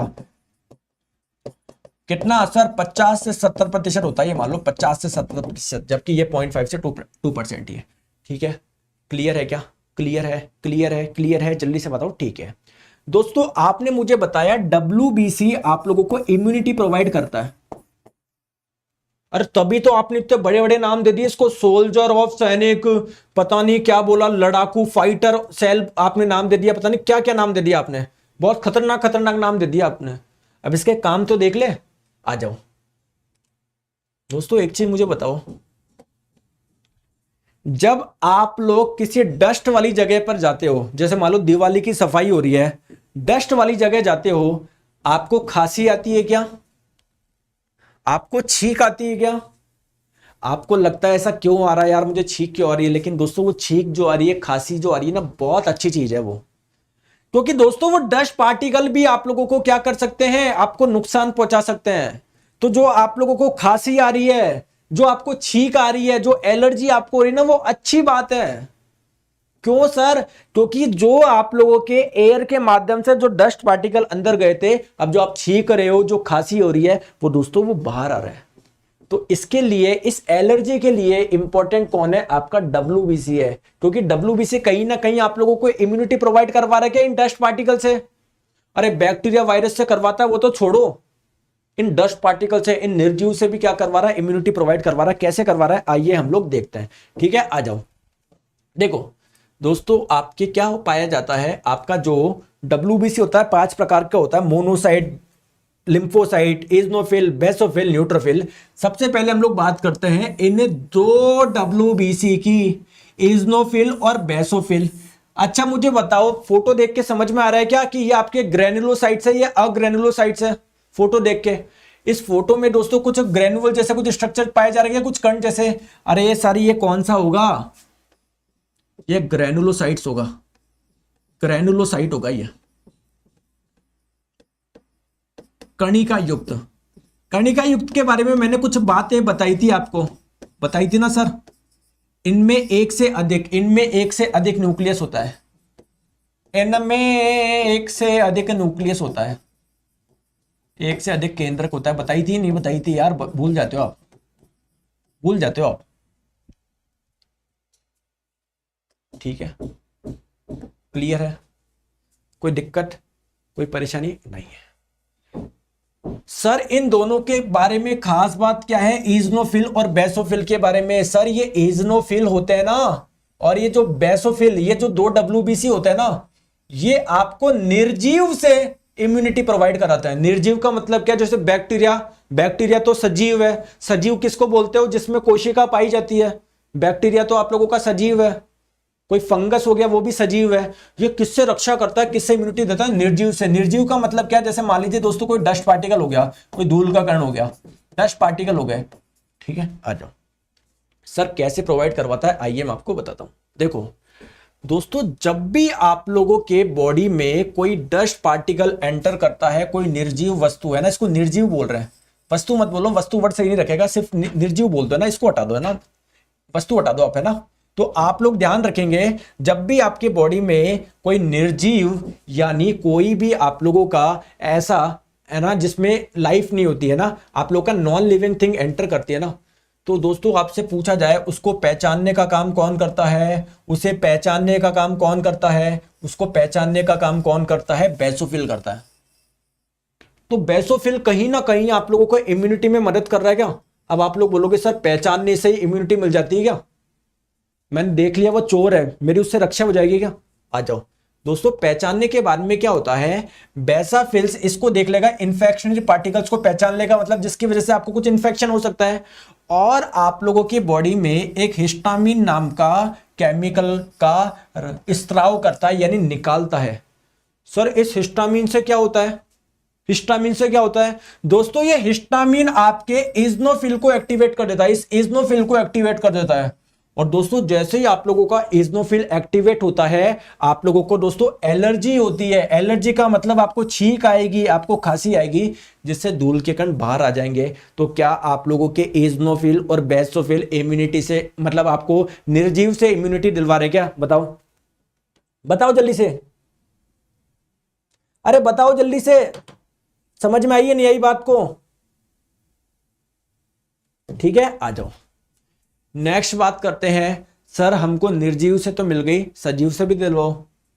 तो ये काम करेगा आपका न्यूट्रोफिल, ध्यान रखेंगे, लेकिन न्यूट्रोफिल आपको वायरस से नहीं दिलवाता, बाकी के जो सजीव हो गया जैसे बैक्टीरिया हो गया उससे दिलवाएगा। सर कैसा दिलवाएगा? इज़्नोफिल, बेसोफिल, न्यूट्रोफिल सारे के सारे अग्रेनुलोसाइट्स होते हैं, सॉरी सारे के सारे ग्रेनुलोसाइट्स होते हैं, कणिका युक्त, इनमें एक से अधिक न्यूक्लियस होता है, याद है ना? तो बात करते हैं हम लोग न्यूट्रोफिल के। दोस्तों जैसे हमारी बॉडी में कोई बैक्टीरिया एंटर करता है, न्यूट्रोफिल बुलाएगा आजा इधर अपनी ओर, क्या करता है दोस्तों? आकर्षित करता है। पहला स्टेप ये हो गया। दूसरे स्टेप में क्या करता है? उसको निगल देता है, उसको निगल जाता है। जैसे बताया था ना आपको WBC, इसके बीच में आपका ये क्या आ गया? बैक्टीरिया आ गया, तो उसको क्या कर देगा? इसे खत्म कर देगा, इसको खत्म कर देगा, इसको निगल जाएगा। ठीक है, तो सॉरी, तो खतरनाक काम कर रहा न्यूट्रोफिल। तो इसको हम लोग कोशिका भक्षक बोलते हैं। क्योंकि आपकी जानकारी के लिए बता दो, जो बैक्टीरिया होता है ना, बैक्टीरिया, अरे जो बैक्टीरिया होते हैं ना, अरे वो एक कोशिका से मिलकर बना होता है, केवल और केवल यूनिसेलुलर होता है, कोशिका से मिलकर बना होता है। जैसे हमारी बॉडी तो दोस्तों बहुत सारी कोशिकाओं से मिलकर बनी होती है, ट्रिलियन ऑफ सेल से मिलकर बनी होती है। ट्रिलियन का मतलब होता है दोस्तों 10 की घात 12, इतनी सारी कोशिकाओं से। लेकिन बेचारा बैक्टीरिया एक ही कोशिका से मिलकर बना होता है। ठीक है क्या? जब भी तो उसके हाथ पैर नहीं होते, क्योंकि हाथ एक अंग है, पैर एक अंग है। जो अंग होते हैं बहुत सारी कोशिकाओं से मिलकर बना होता है। समझ में आया क्या? ठीक है, तो दोस्तों क्या करता है ये? इस बैक्टीरिया को खा जाता है। बैक्टीरिया एक कोशिका से मिलकर बना हुआ है, इसलिए मैं इसको कोशिका भक्षक बोल सकता हूं क्या? और दोस्तों ये खाने की जो प्रक्रिया है, इसको हम लोग फैगोसाइटोसिस प्रक्रिया बोलते हैं, फैगोसाइटोसिस प्रोसेस बोलते हैं। आप लोगों से कई बार एग्जाम में बोला जाता है फैगोसाइटोसिस प्रोसेस किसके द्वारा होता है? आरबीसी के द्वारा होता है, WBC के द्वारा। करेक्ट आंसर क्या होगा आपका? WBC होगा। ठीक है सर, एक चीज मुझे बताओ, अगर मान लो निगले नहीं तो? दोस्तों कई बार क्या होता है, ये कोशिका को निगलता नहीं है, लेकिन आपको पता है कोशिका के अंदर साइटोप्लाज्म, एक लिक्विड पाया जाता है जिसको साइटोप्लाज्म बोलते हैं, कोशिका द्रव्य। सर उसका कोशिका द्रव्य सोख लेता है, उसका कोशिका द्रव्य कोई एब्जॉर्ब कर लेता है, तो वो ऐसे खत्म हो जाएगा। यार एक चीज मुझे बताओ, किसी व्यक्ति ने कोई क्राइम किया, उसको फांसी की सजा सुनानी थी, है ना? नहीं, उसको चलो सजा सुनाई गई कि तेरे को शेर खाएगा, एक भूखे शेर के पास में लेके जाएंगे, उसकी हालत खराब हो गई, अरे यार वो तो शेर तो मुझे खा जाएगा। इसको बोला कि नहीं चल दूसरा ऑप्शन देता है, तेरा सारा का सारा खून निकाल लेता है। ये खुश हो गया, ये खुश हो गया, अरे बच गए यार, शेर नहीं खाएगा यार। लेकिन इसको पता नहीं इसके साथ में क्या होने वाला था, इसका पूरा खून निकाल लोगे तो वैसे ही नहीं बचेगा। तो सेम वो चीज है दोस्तों, अगर किसी सेल का साइटोप्लाज्म निकल जाए, कोशिका द्रव्य निकल जाए, वो सेल खत्म हो जाएगी। तो दोस्तों अब क्या कर रहा है, अगर ऐसा नहीं होके उसका जो साइटोप्लाज्म होता है अगर उसको सोख लेते ना, तो इस प्रोसेस को बोलते हैं सेल ड्रिंकिंग। सेल पी गया यार, पीना ही तो होता है, इसके अंदर जो लिक्विड है पी गया, आप एब्जॉर्ब कर लिए, इस प्रोसेस को हम लोग बोलते हैं, जैसे इससे पहले वाले को आपने फैगोसाइटोसिस बोला था, इसको बोलता है पिनोसाइटोसिस। पिनोसाइटोसिस ध्यान रखो, पीना पीना पीना। क्लियर है क्या? ठीक है, तो ध्यान रखेंगे, अगर आप लोगों से पूछा जाए कि न्यूट्रोफिल कौन से प्रोसेस के द्वारा इम्यूनिटी प्रोवाइड करता है, आप लोग बोलेंगे फैगोसाइटोसिस, या तो उस बैक्टीरिया को निगल लेगा, या पिनोसाइटोसिस, उसका जो पानी हो जाएगा वो एब्जॉर्ब कर लेगा। ठीक है, आ जाओ दोस्तों, नेक्स्ट हम लोग बात करते हैं प्लेटलेट्स की, बिंबाणु की। ठीक है, प्लेटलेट्स क्या करता है, इधर आ जाओ। देखो दोस्तों, आरबीसी की बात हो गई, WBC की बात हो गई। दोस्तों प्लेटलेट्स का, आरबीसी का दूसरा नाम क्या था? एरिथ्रोसाइट। WBC का ल्यूकोसाइट, प्लेटलेट्स का थ्रोम्बोसाइट। क्लियर है? ठीक है, अरे डब्ल्यूबीसी को आपने ल्यूकोसाइट बोला, आरबीसी को एरिथ्रोसाइट बोला। दोस्तों जो प्लेटलेट होती है ना, इसका नाम होता है थ्रोम्बोसाइट। सर पुरुष में और महिलाओं में संख्या बराबर होती है कि बिल्कुल, तो प्रति एमएल ब्लड की बात करो तो 1.5 से 4.5 लाख के बीच में इनकी मात्रा होती है। प्लेटलेट्स आपको पता है कम हो जाती है ना, जब किसी को डेंगू वगैरह हो जाता है तो प्लेटलेट्स क्या हो जाती है, कम हो जाती है। ठीक है सर, इसका फॉर्मेशन कहां पर होता है, येलो बोन मैरो में इसका फॉर्मेशन होता है। इसका लाइफ स्पैन कितना होता है, इसका लाइफ स्पैन होता है दोस्तों 8 से 10 दिन। ठीक है चलो, अगर इसके शेप की बात करें, इसका शेप भी दोस्तों डब्ल्यूबीसी के जैसे कोई फिक्स शेप नहीं है, इरेगुलर शेप है, देख लो आप यार, या फिर एग्जाम में पूछ लेगा अमीबा के जैसा। ठीक है दोस्तों, इसको मेन काम क्या है सर, डब्ल्यूबीसी का काम था इम्यूनिटी प्रोवाइड कर रहा था, आरबीसी ऑक्सीजन कार्बन डाइऑक्साइड का ट्रांसपोर्टेशन कर रहा था। इसका काम क्या होता है दोस्तों, ब्लड की क्लॉटिंग करना। अरे आप लोगों को कभी चोट लग जाए, इधर आ जाओ, आप लोगों के चोट लग जाए, ब्लड बहता रहेगा दोस्तों, आप चाहते हो ना यहाँ पर यार कुछ ब्लड की क्लॉटिंग हो जाए, रक्त का थक्का हो जाए, रक्त जम जाए यार, जिससे है ना अंदर वाला रक्त बाहर नहीं आ पाए, तो इस प्रोसेस को हम लोग बोलते हैं ब्लड की क्लॉटिंग यानी रक्त का थक्का। इसमें आप लोगों का दोस्तों प्लेटलेट्स बहुत इंपॉर्टेंट होता है। कैसे होता है आइए मैं बताता हूं। पहले मुझे बताइए सबसे बड़ा आकार किसका होता है, आरबीसी का होता है, डब्ल्यूबीसी का होता है, प्लेटलेट्स का होता है, जल्दी से कमेंट करके बताओ। सबसे बड़ा आकार किसका होता है, साइज किसका बड़ा होता है, ये बताओ, जल्दी से बताओ, सबसे बड़ा किसका होता है।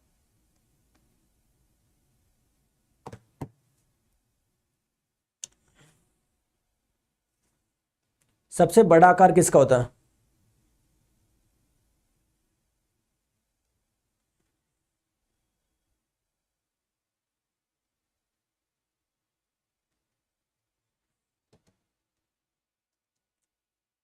आरबीसी का होता है सबसे बड़ा आकार या डब्ल्यूबीसी का, डब्ल्यूबीसी का होता है। क्या बात है यार, आपको तो सब याद भी हो गया। और सबसे छोटा किसका होता है, प्लेटलेट्स का होता है। अब इधर आओ दोस्तों, होता क्या है, जब भी ब्लड की क्लॉटिंग होती है, मैं कुछ आप लोगों को प्रोसेस बताता हूं क्या क्या होता है। जब भी ब्लड की क्लॉटिंग होती है वहां पर एक पदार्थ बनता है जिसको हम लोग बोलते हैं थ्रोम्बोप्लास्टिन। ठीक है दोस्तों, ये आप लोगों का मिलता है किससे, प्रोथ्रोम्बिन से। प्रोथ्रोम्बिन क्या है, आपके थ्रोम्बिन, थ्रोम्बिन क्या है दोस्तों, ये आपका एक प्रकार का प्रोटीन है यार। ठीक है, तो ये बनेगा कब, जब आप लोगों का प्रोथ्रोम्बिन ये कहां पर होता है, आपके ब्लड के प्लाज्मा में पाया जाता है, ये आपके ब्लड के प्लाज्मा में पाया जाता है। जब इससे मिलेगा थ्रोम्बोप्लास्टिन, और आपको पता है आपके ब्लड में कैल्शियम वगैरह सारे वो होते हैं, तो ये मिलकर निर्माण कर लेते हैं थ्रोम्बिन का। ठीक है, अब सर ये थ्रोम्बिन क्या करेगा दोस्तों, ये थ्रोम्बिन क्या करता है, हिपेरिन को डीएक्टिवेट कर देता है। अब सर ये हिपेरिन क्या हो गया, आप लोग क्या चाहते हो, ब्लड में अंदर क्लॉटिंग हो जाए क्या, रक्त का थक्का जम जाए क्या इंटरनली, अगर इंटरनली क्लॉटिंग हो जाएगी तो हमारी डेथ हो जाएगी। तो आपके ब्लड की इंटरनली क्लॉटिंग क्यों नहीं होती, क्योंकि आप लोगों के ब्लड में एक सब्सटेंस पाया जाता है जिसको हम लोग बोलते हैं हिपेरिन। ये हिपेरिन ब्लड की क्लॉटिंग नहीं होने देता। लेकिन दोस्तों जहां पर चोट लगती है ना, तो दोस्तों उस जगह थ्रोम्बिन क्या करता है, हिपेरिन को डीएक्टिवेट करता है, जिसकी वजह से अब आपके ये ब्लड की क्लॉटिंग करने में कोई प्रॉब्लम नहीं करे। ठीक है, अब ये थ्रोम्बिन क्या होता है, मिलता है फाइब्रिनोजन से। ये फाइब्रिनोजन देखा देखा लग रहा है क्या, अरे फाइब्रिनोजन यार ये प्रोटीन था, कहां पर पाया जा रहा था, प्लाज्मा में पाया जा रहा था। स्लाइड बदल के देखो, तो ये आपका थ्रोम्बिन फाइब्रिनोजन के साथ में मिलकर बनाता है फाइब्रिन। ये फाइब्रिन क्या होता है, सिंपल सी बात है, यहां पर चोट लग गई, अब आपका फाइब्रिन बन जाएगा। फाइब्रिन ऐसे धागे जैसे स्ट्रक्चर हो जाएगा। अब ये अंदर से कोई चीज को बाहर आने देगा कि नहीं आने देगा। अब दोस्तों इस फाइब्रिन में है ना आपकी प्लेटलेट्स अटक जाएगी, आपके ये फाइब्रिन में क्या अटक जाएगी, प्लेटलेट्स अटक जाएगी, प्लेटलेट्स अटक जाएगी, प्लेटलेट्स। तो बिल्कुल एक क्लॉट हो गया ना, एक बिल्कुल थक्का बन गया, एक क्लॉट बन गया, एक क्लॉट बन गया। अब ये अंदर से ब्लड को बाहर नहीं आने देगा, ब्लड आपका बहेगा नहीं। दोस्तों इस वाली रिएक्शन में विटामिन के बहुत इंपॉर्टेंट होता है, ध्यान रखिएगा आप। तो ब्लड क्लॉटिंग में आपसे पूछे कौन सा विटामिन इंपॉर्टेंट है, विटामिन के इंपॉर्टेंट है। ब्लड की क्लॉटिंग में कौन सा ब्लड सेल इंपॉर्टेंट है, तो आप लोग बोलेंगे दोस्तों प्लेटलेट इंपॉर्टेंट है। ब्लड की क्लॉटिंग में कौन सा प्रोटीन इंपॉर्टेंट है, फाइब्रिनोजन इंपॉर्टेंट है। ब्लड की क्लॉटिंग में कौन सा मिनरल इंपॉर्टेंट है, कैल्शियम इंपॉर्टेंट है। यार कई चीजें इंपॉर्टेंट होती है। आप लोगों से पूछे आपकी सफलता में किसका श्रेय होता है, कोई व्यक्ति बोलते हैं माता पिता का। दोस्तों माता पिता का बिल्कुल सबसे ज्यादा सपोर्ट होता है। इसके बाद में श्रेय किसका होता है, आपका खुद का भी श्रेय होता है, आपकी मेहनत होती है, आपके दोस्तों मदर भी होती है, कुछ आपके दोस्त भी होते हैं जो आपको मोटिवेट करते हैं, आपके टीचर्स भी होते हैं, आपके ना कई आपके चाहने वाले भी होते हैं। तो बहुत से जनों का आप लोग की सफलता में योगदान होता है, माता पिता, ठीक है, आपका खुद का, आपके टीचर्स का, आपके कुछ दोस्तों का, आपके शुभ चिंतक का। सिमिलरली ब्लड क्लॉटिंग में देखो कितने जने हेल्प कर रहे हैं। अगर आप लोगों से पूछे कौन सा विटामिन हेल्प कर रहा है विटामिन के, कौन सा मिनरल कर रहा है कैल्शियम कर रहा है, कौन सा प्रोटीन कर रहा है फाइब्रिनोजन कर रहा है, कौन सी ब्लड सेल कर रही है प्लेटलेट्स कर रही है। अरे बात समझ में आई नहीं आई ये बात समझो, ठीक है। तो दोस्तों ये हमारा पूरा था ब्लड का, मैंने पूरा ब्लड आपको समझाया। कोई बात नहीं क्लास लंबी चली, लेकिन आरबीसी डब्ल्यूबीसी प्लेटलेट्स पूरा दिमाग में घुसना चाहिए था, और वो दिमाग में मैंने घुसाने की पूरी कोशिश करी है। सर कल क्या घुसाओगे दिमाग में? कल मैं आपको दिमाग में घुसाऊंगा ब्लड ग्रुप, ये blood group A, blood group B, blood group A positive B positive, कौन किससे ले सकता है, कौन किसको दे सकता है, इंडिया में सबसे ज्यादा कौन पाया जाता है, सबसे कम कौन सा पाया जाता है, सारी चीजें पढ़ेंगे। ये बंदर में जो ये ए पॉजिटिव बी पॉजिटिव क्या होता है, सारी चीजें डिस्कस करेंगे दोस्तों। कल क्लास में याद करवा दूंगा ब्लड ग्रुप, इतना मेरा आपसे वादा है। क्लास में आओ ब्लड ग्रुप पूरा याद करा दूंगा। शाम को दोस्तों दोपहर 2 बजे क्या करते हैं, चैप्टर वाइज एमसीक्यू करते हैं। क्या करते हैं? चैप्टर वाइज एमसीक्यू करते हैं, प्रीवियस ईयर क्वेश्चंस करते हैं। कल मैं आपको करवाऊंगा ब्लड के। दोस्तों दोपहर 1 बजे हम लोग करते हैं मोस्ट एक्सपेक्टेड क्वेश्चन, दोनों ही क्लासेज को मिस ना करें, ध्यान रखिए। हजारों बच्चों में आप लोगों को रैंक मिलती है। सर क्या करना है? अनअकैडमी लर्निंग ऐप डाउनलोड करिए, ठीक है। गोल सेलेक्ट करिए, एसएससी एग्जाम स्पेशल क्लासेज में आइए, मेरा नाम सर्च करिए नीरज जांगीड़, मुझे फॉलो करो, इधर स्पेशल क्लासेज में आप लोगों को क्लास मिल जाएगी। जो भी क्लास आप लोग खोलोगे आप लोगों से पहले कोड पूछा जाता है, कोड लगाइए नीरज 11, आप लोग अनलॉक करिए, आप लोगों को क्लास अनलॉक हो जाएगी। और दोस्तों यहाँ पर आप लोग अनअकैडमी सब्सक्रिप्शन से जुड़ सकते हो, सारे सब्जेक्ट मिलते हैं यहाँ पर, physics chemistry polity history geography economics maths reasoning सब कुछ। तैयारी करनी है, जब तक सिलेबस नहीं होगा सिलेक्शन नहीं होगा। सिलेबस करना है, सारे सब्जेक्ट करने पड़ेंगे, ऐसे नहीं 2 सब्जेक्ट उठा के चल दिए एग्जाम में। सारे सब्जेक्ट आपके होने चाहिए। सब्सक्रिप्शन में सब कुछ आपको मिलेगा, हर क्लास की बेहतरीन पीडीएफ मिलेगी, जितने भी टीचर्स हैं सभी के कोर्स आप लोग देख पाओगे, अनलिमिटेड एक्सेस है, कितनी बार देखो यार। बायलिंगुअल कंटेंट मिलता है, जो कोर्स कंप्लीट हो चुके हैं वो भी देख सकते हो। वीकली आपको टेस्ट सीरीज में मिलती है। तो एसएससी एग्जाम्स का गेट सब्सक्रिप्शन करिए, यहाँ पर प्राइस आएगी, कोड लगाओ नीरज 11 डिस्काउंट पाओ। सबसे बेस्ट है दोस्तों एसएससी और बैंक का कॉम्बो ले लो, कॉम्बो आप लोग लोगे ऑप्शन आ जाएगा वहां पर, कॉम्बो का कॉम्बो लो, नीरज 11 कोड लगाओ डिस्काउंट पाओ। Thank you so much. मिलते हैं हम लोग अनअकैडमी पे 1 बजे 2 बजे वाली क्लास में, और केमिस्ट्री स्टार्ट करूंगा मंडे से सुबह 9:30 बजे, ध्यान रखिएगा आप लोग, ठीक है। Thank you so much, bye bye.